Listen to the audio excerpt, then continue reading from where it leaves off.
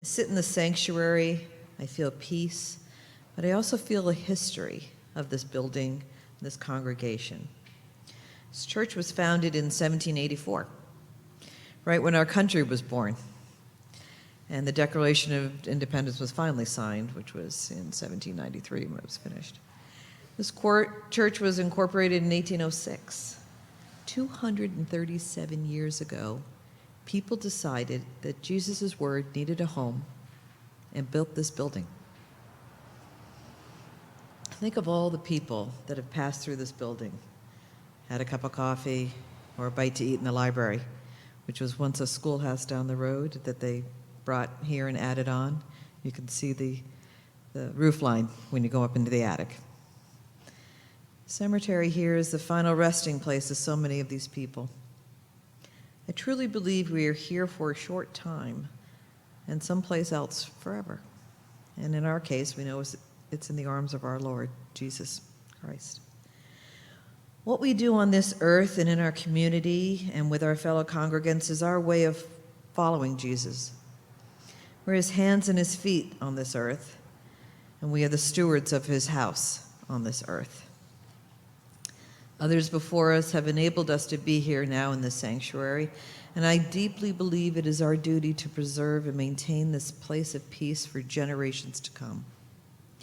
We don't know who will be following us in future generations. I know my children won't be here. They've moved on, as all of our families have, kind of spread out. But we must make sure that we leave this sacred place better than we found it. Stewardship means financially supporting my church, my pastor, and programs that grow our church and teach us all. It means giving of my talents and time. And when the opportunity to paint or plant or cook, I happily join in. I have been blessed with so much. It is only right to share my blessings with others.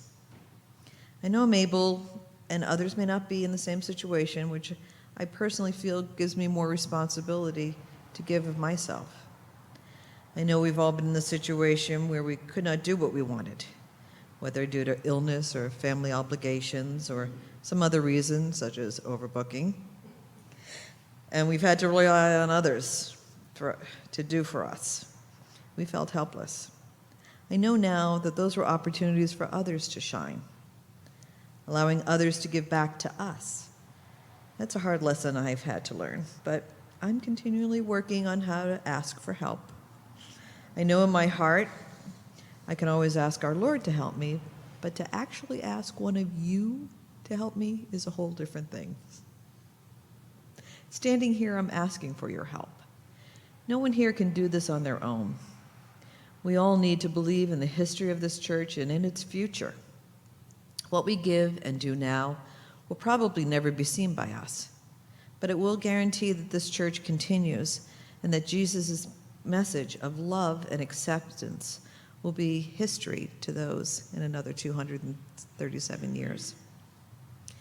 To further put words in action, I ask each of you after church to take a tulip or hyacinth bulb and plant it in front of the church. These bulbs will sleep this winter in the warmth of the earth and burst through the ground when we're celebrating the resurrection of our Lord at Easter. My hope is that it will be a reminder of what we plant and nourish now with our love and stewardship will be flowering and spreading for years to come.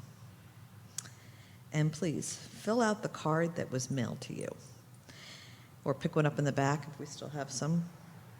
Pray over it and let the committee know your commitment to this church so that we can plan for its future.